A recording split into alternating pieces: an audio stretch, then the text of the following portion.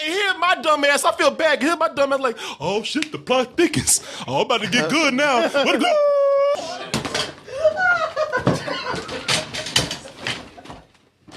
fuck out of here with that. What? That's what that.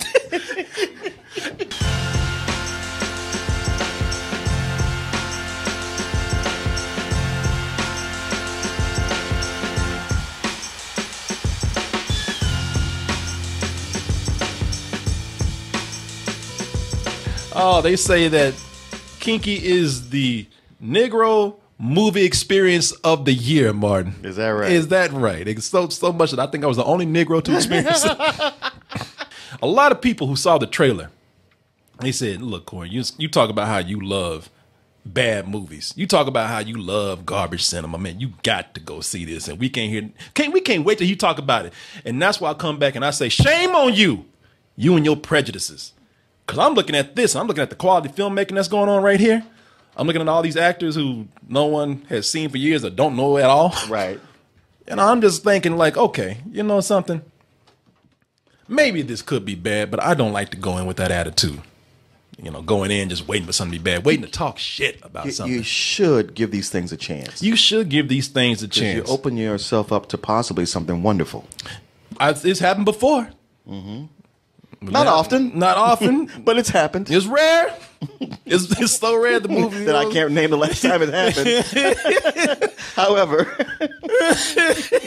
it is still within the realm of possibility, and it might be possible with this film here. Let's go ahead. Saw this, only person in the theater, so I got to relax a little bit and really soak it in. So it's actually in the theater, huh? This actually made it to the theater, Martin. Is that a good thing? Well, let's go ahead and tell you guys. We'll let you know right after we watch this trailer for Kinky. And we'll be back with my review.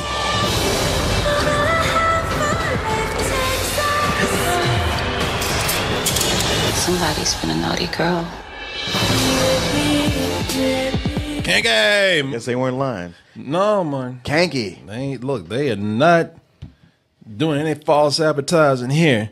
And one of the things that the reason why they wanted me to see, they wanted us to see it actually, but the reason why they were saying you guys, they have as many people can go see this as possible. I'm sure they're fine with that. But y'all know how I love this kind of stuff. You know I'm a fair man. And plus, y'all know I have like this weird relationship with Tyler Perry movies. It's like I walk out just confused sometimes. Mm-hmm. I had fun. Well, that's not weird. That's normal. Yeah, exactly. Yeah. I had fun, but it wasn't good. But I love it. But yet I hate it too. What is wrong with me? And you know, look at this movie here. And a lot of people look at it and they say, well, you know, I can sum this up very easily. They say this is like Tyler Perry directed 50 Shades of Grey. Yeah. And to make that comparison is an insult to both Tyler Perry and 50 Shades of Grey. But it's got it manages to have the black actors that even Tyler Perry goes, I'm good. Tyler Perry, I think I can do better. Tyler Perry, like I'm in a new place now. y'all need to catch me like 10 years ago. Nah, you bargain bin Negroes. I moved on, man. No, I don't want to say it about these people here, but listen. This is an insult to both. You listen to me. If they were to give me a tagline for this film to put on the box or the poster, because for some reason it's in the theaters, that tagline would be an insult to both Tyler Perry and 50 Shades of Grey. Tyler Perry, we can debate that. 50 Shades of Grey, y'all know I hate that shit. Yeah, all of them. It's awful. All three of them are so for me to sit up here and say, how dare you insult 50 Shades of Grey? Shit gotta be bad. How bad is it though? Oh, Martin, Martin, looking at this, you know, I was going to ask, how the hell did this escape BET right and get up on the big screen? But Martin, again, to say that, that's an insult to BET. Yeah. This movie has shit on a lot of things on the way to that screen. You want to ask me something? Well, I just was going to assume it's because it's of a sexual nature, which is why it can't be on BET. Martin, BET used to have none but ass-shaking videos called BET After Dark. I know, and they got heavily criticized for it, so they stopped. For BET, it doesn't matter, because this could have shown on BET Easily. Easily in the middle of the night. For BET to look at something and say, hell no. You want us to show this? We got standards. We didn't even know we had them. You just showed us that we have standards. Actually, BET's actually trying to improve his image. Shit, we making a Bobby Brown story. We don't want to deal with Kinky. Get the fuck out of here with this. Martin, this somehow escaped the DVD bargain bin and miraculously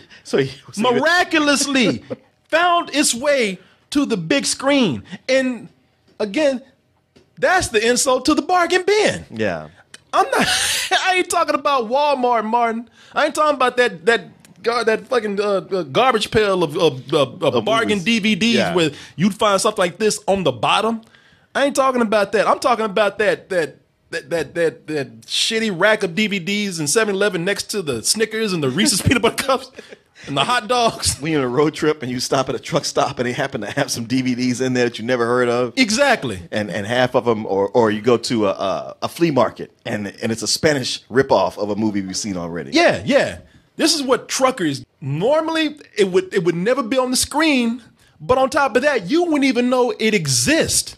The only way you would know that this movie exists is because your half-senile grandma, your grandmama bought this thinking that she was probably buying soul food or Think Like a Man. Right. You know, she didn't look at the box too well. Mm-hmm. And you'd be like, what the fuck is this? And because you got it, you watch it. And you'd be like, wow, man. How not only did this get on DVD, how did this shit, where did the money come from? What little there is to make this? I'm taking it, you think that somebody just recorded it off of YouTube onto a DVD and ripped your grandmother off. You know what? It's close to that because this is barely a step above porn. And I'm not talking about in the sexy sense. I know it's called kinky. I'm talking about in the filmmaking sense. Yeah. No, look at the production value on this. Yeah, I could see that from this trailer. This movie barely exists like it is right now. Sure, the movie has a trailer. Sure, the movie is on the big screen. But how it got there, I don't know. The movie this is one of the most mysterious releases of a film I've ever seen. I can't find out any history on this. Really? I can't. It's Martin. I can't find out any history. It's nowhere to be seen. I thought that this may at least make number 45 on the box office. It is nowhere to be seen on the weekend box office. I'm looking at right. Box Office Mojo right now. This shit is like. It's like the Joker of movie releases or black cinema. It's like it has no origin. You know, I tried to find the origin of this movie. All I found was Linton knives. I can't. It has no origin. It has no background.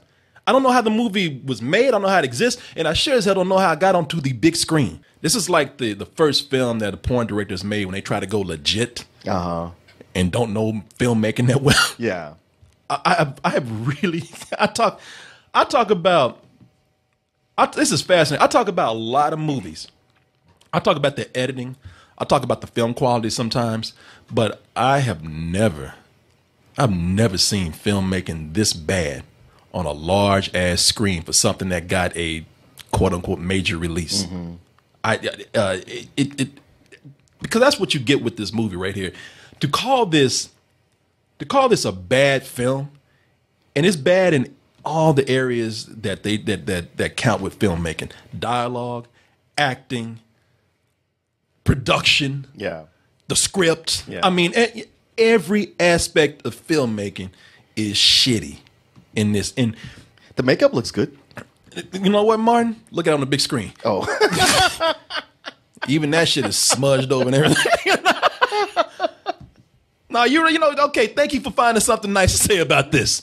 The makeup on the crew is all right. The film is trying too hard, way too hard to be sexy and sophisticated. Mm-hmm. It's trying too hard to be to be professional as far as presenting their characters.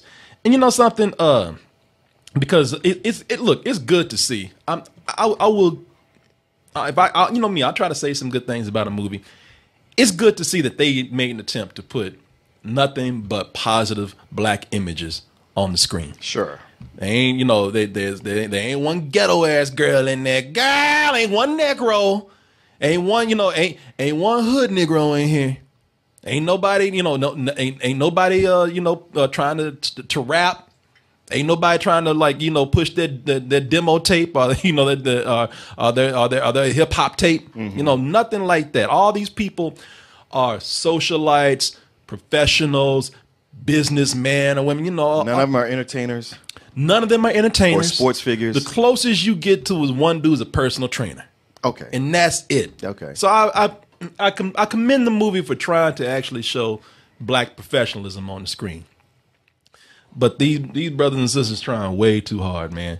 Because for one, when I say the dialogue, with them trying to be all professional, with them trying to be all sophisticated, it just comes across in generic business talk. Yeah. I mean, seriously, Martin, our stocks are rising and our profile is healthy. Yeah, when I hear that, it makes me think of a little kid dressed in their parents' clothes. That's exactly what it is, man. That's exactly what it is. This woman that I'm dating is in the S&M. Hell yeah. Man, I be trying to get my main girl to whoop my ass. The guy that plays the trainer. Yeah. He's a funny guy. They have characters in there that are funny. They have characters in there when they're not concentrating on business people and whatnot. They have friends that they go to eat with, and all those people, they're cool. They actually make the movie relax a little bit. But we're focused on the main people. And those scenes with them are just as dry. I suggest that we sell Camtech from our portfolio. I agree. Let's sell it. Yeah, who talks like that? No, and that's just a sliver of those. Man, it gets to a point we actually are having business meetings with these people. It's funny because it's written by somebody who's never been in an actual business meeting. They've just seen them on TV, so they're just doing crib notes. Yeah, that's what exactly. They're just doing, just doing generic business talk. Even with your girl. No in here. specifics whatsoever. No, none. They have a point here where they're on TV with the worst green screen you've ever seen. Now that's where it looks like YouTube, and they're supposed to be even the interview is generic as fuck because they're like, so you two are rich, and they say you have more money than God. What's the secret to your success? Well, healthy portfolio on our stocks. Here, she's a surgeon. Your main character's a surgeon. The kinky girl is the actress's name. She's a surgeon in the movie, and she has the same kind of flat ass generic dialogue. Great work in there, doctor. You're one of our best. So, this is dialogue for people who don't know how to write character development. So they just put it all out there. How so?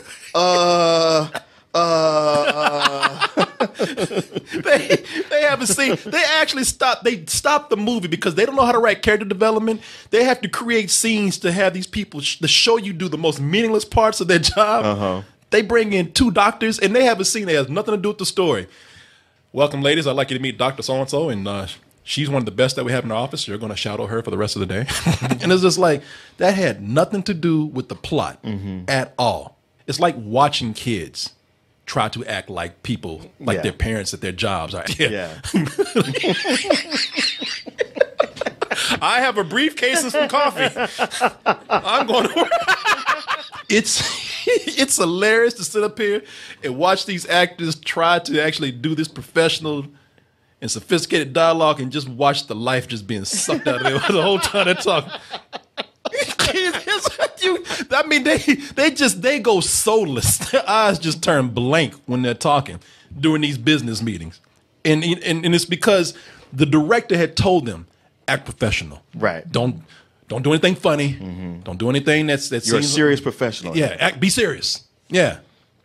And these people, you could see them struggling too. Like, I'm a businessman, Martin. We own 5 companies.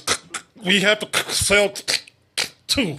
They just turn to stone the whole time that they're talking. This is a director who has not had an original vision. This is a director who took every bits and piece of what he thinks works for other So he movies. doesn't even know how people talk on their downtime. And it's fucking weird because you can just look at all these strange things that happen in the movie. Every time these girls get together, they're all eating salad. Every time. At home or when they're out, there's about 3 scenes in this movie where they just drinking wine and eating salad. You know, like right there. Yeah. Like that's a third scene where they eating salad with some fucking chunks of meat on there or something. It's weird looking at things like that, man. And your two leads are the ones that are they have to carry this movie. Sure. Which means they have they're given the whole weight of all the bad dialogue. They're given the majority of all the bad scenes. And they're written to where they have no chemistry and they have no personality to carry any of these scenes at all. You know, this is they are to carry the film. You know, I'm looking at one of the lead in the movie, Dawn Richards. This is I have no doubt that at some other point when she's not having to do she's not forced to do phony dialogue, she's probably a better actress. There were moments when they actually let them cut loose a little bit, and she didn't seem as stiff. Plus, she's already a performer. She just goes by the name of Dawn. You spell the A with like a triangle, but she's. I know, man. I didn't name her shit. You know? Jesus Christ. Jesus, y'all making me feel bad. I didn't name that shit. I'm not her fucking agent. You know? A call back to last week, Charisma. I'm sorry I made fun of your name. Yeah. Dawn with a triangle. Dawn with a. Now I've heard everything. Blam. Yeah. It's Dawn with a triangle. I don't know, man. Hey, look, even I was fucked up when I was trying to read. I know where it is. But the thing is that. You know, she's a performer. She seems very talented. I read up a little bit on her. She does content for Adult Swim, so she's an artist. Okay. I think it's even said that she's an animator. So this, wow. The girl is talented. I don't know how the fuck she ended up in here. You know, I tell you, maybe she thought it was an Adult Swim sketch. Yeah. Or a Tyler Perry movie. Tyler Perry, sure. But it's in a Tyler Perry vein. Yeah, man. You know, I don't know. I get the feeling that.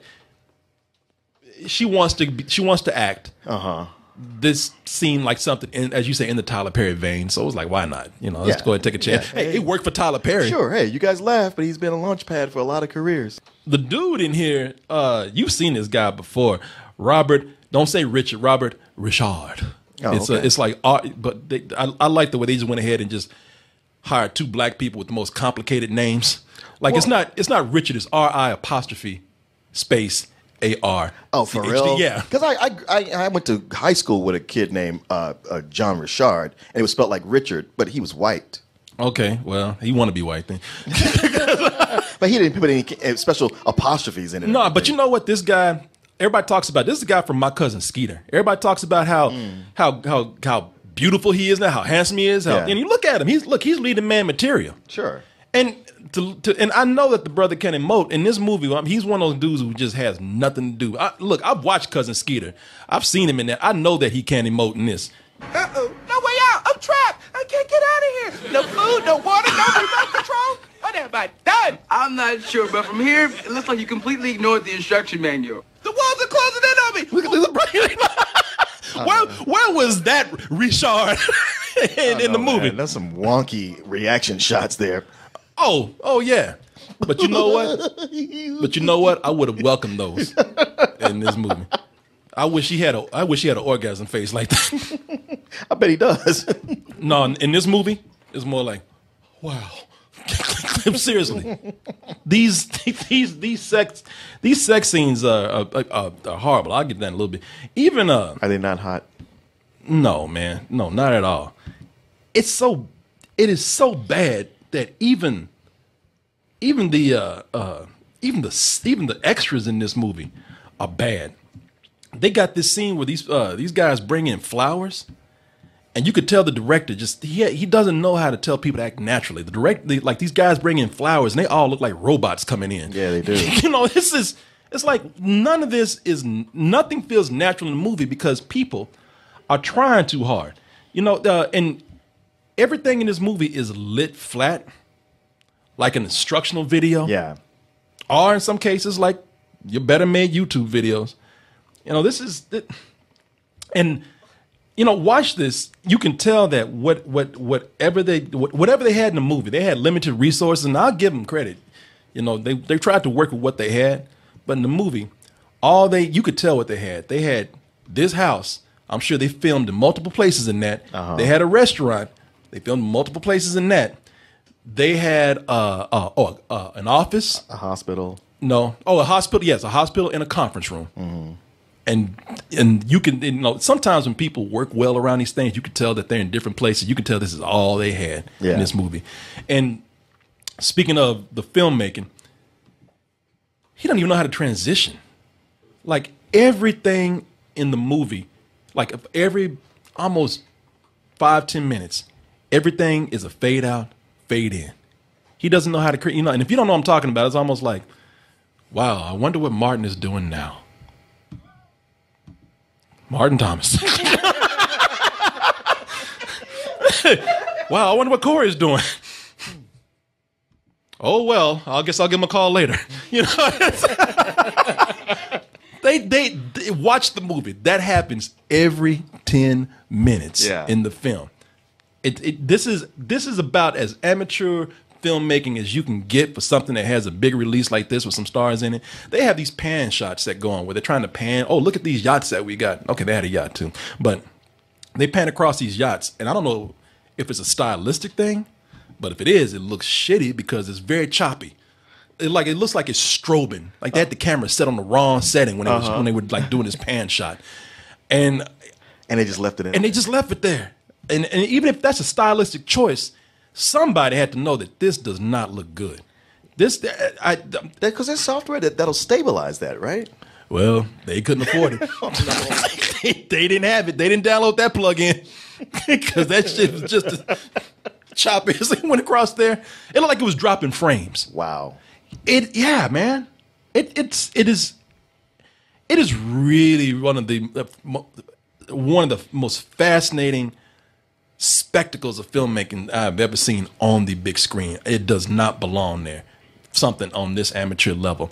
And that's before we actually get to, then we're talking about the movie. Before we even get to the movie, the script was already horrible. Because for a movie that's supposed to be erotic, the sex scenes are the most boring part. Like, you're kind of having fun with some of the bad shit in the movie. You're having fun with the bad filmmaking in here. Yeah. When they get to the sex part, all of it, it never pushes boundaries. All the dirty talk might as well be nursery rhymes because they try to keep it so tame. They do not want to push anything with this movie. The dirtiest they get in here is they go to a sex store and they see people playing with dildos and they have a dildo party. Okay. And by the way, nobody uses them in the opening thing. They just talk about them. The party is filler, by the way. And it's even funny when they're in the dildo store. It's like you can tell they don't know what to do with the extras. They got one woman in the background, like an extra, just calling attention to herself. She back there with the biggest dildo, just flopping that shit. You were like, what? I'm trying to pay attention to our main character, but if this bitch back here, she's about to fuck this thing. I'm sorry, what is she doing?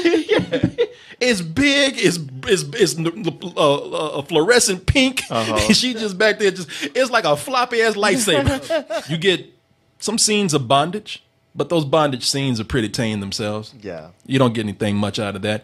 You get this cowboy right here, which that would ruin any mood for anyone about to have sex. You can't even get the sex right in here. But look, we got a boat called Wet Dreams.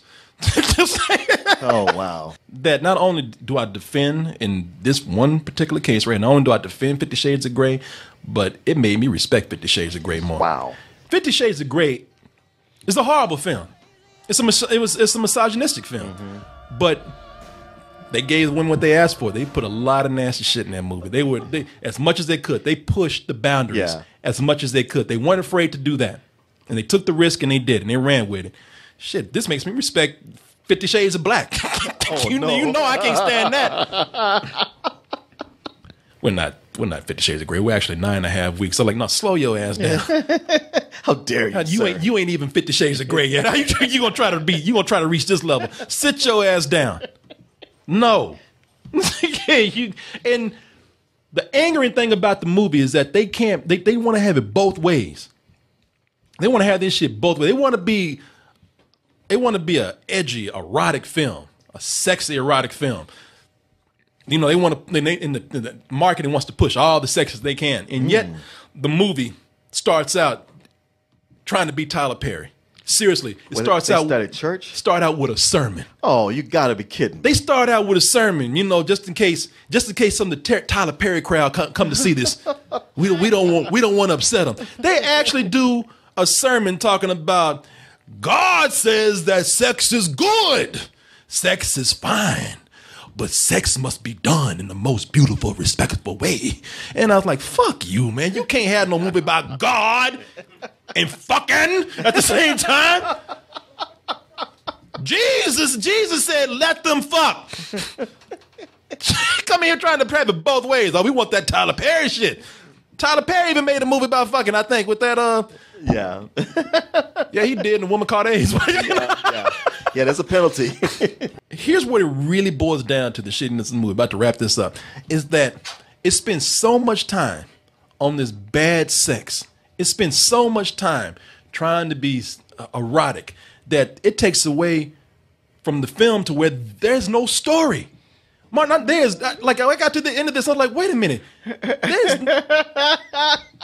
They haven't told a fucking story in this movie at all, man. However, Martin, meanwhile, while you don't have a main story, you got subplots that don't go any fucking place at all. Vivica Fox, she got a story about her and her husband, which comes in twice in 30-second bursts. That shit don't go nowhere at all. That you don't find it lends nothing to the story. and also it's not followed back up with anything. They got this other story in here where this guy at the hospital, Dr. Gibson. Dr. Gibson's been trying to hook up with her for the longest time. That shit goes nowhere. You know I've been in a place to work. Oh yeah, she even tells him that shit. What the fuck you doing? We work together. And furthermore, this brother don't do any job at his work. He just walks around hitting on her. I don't even think. Doctor, I'm sorry, you can't talk to me like this. It'll get you fired. Girl, I don't even work here. Yeah. What's the dude's name? The one that got busted for all that ecstasy. Got busted for all that ecstasy. And coke in his car. And aged his ass like 10 years in one day. What's his name? Gary Dordan. Yeah. Gary Dordan. They got him in here because that's the black dude you recognize, and that's the one they could afford. Right. I think they even paid his ass in Molly. That coke's not mine. Yeah. It's in your car. Somebody put it there. I'm telling you. Why y'all sweating me? Let me come down at least. Yeah, because they had him come on. They had him come on and he's the guy that just introduced his little brother. That's it. Yeah. They got in there for black community recognition. Man, look, I was gonna give this some old bullshit, man. Sure. It sounds kind of generous, but okay. And I was being generous because I said, this is somebody who attempted to, they made a terrible film. A terrible, horrible film as far as production goes, but their heart was in trying to make this movie. And then, I shit you not, at the last 2 seconds, they try to pull out some story. Oh, really? Into the very last frame, and it is the worst thing that they had done in that movie. It is so bad it makes no sense. I'm gonna spoil it for y'all. So you about to get up and leave and like, all right, well, some old bullshit. No, I was watching. I was like, I'm riding with this. I'm having a good time. I'm bored, but y'all bringing it back with some stupid shit every now and then. It keeps me interested. But it got to that last part, and I said, you got some nerve trying to pull this shit. You got to be fucking kidding me. You gonna do this? This at the last minute when I'm about to walk out this bitch, this is your attempt at story? This is your big plot device? Let me tell you something, Martin.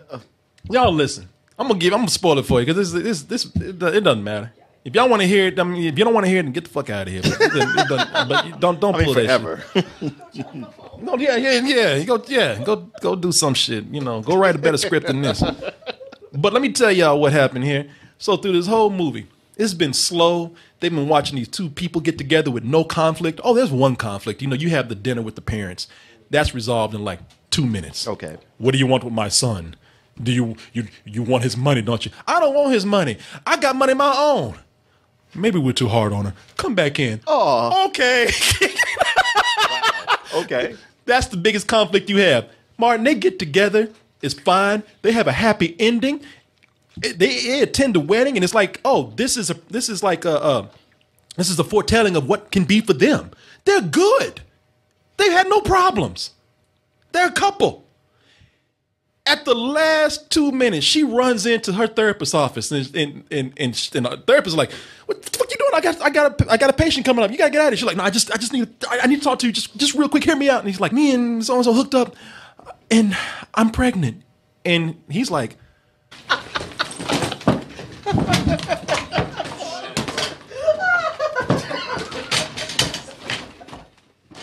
"Fuck out of here with that." What? That's what that.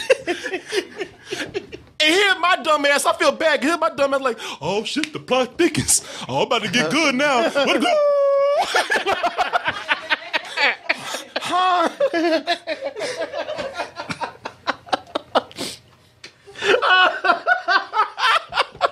Now, do you think they did that because they had the guy's head gassed up that they were going to make a sequel? Yeah, that has to be it, man. That has to be. He left that shit open. He's trying to start the Kinky trilogy. Kinkier and kinkiest. Kinky 2, Planned Parenthood Unleashed. Who said that? Somebody in the chat said that. Yeah, fuck you. Fuck you were right, Maven. Fuck you. Fuck you. Fuck you. Fuck you for that bullshit. Learn how to make a film and then concentrate on a sequel and a cliffhanger. Pulling that bullshit. Oh, you got some nerve thinking, yo, well, I can't wait till Kinky 2. Yeah, either he really thought there was going to be a sequel, or somebody said, you can't just end it at a wedding. You got to do something. Yeah. And the girl was available to reshoot. I'm about to say, maybe there was a Marvel sting at the end, but I don't wait for this.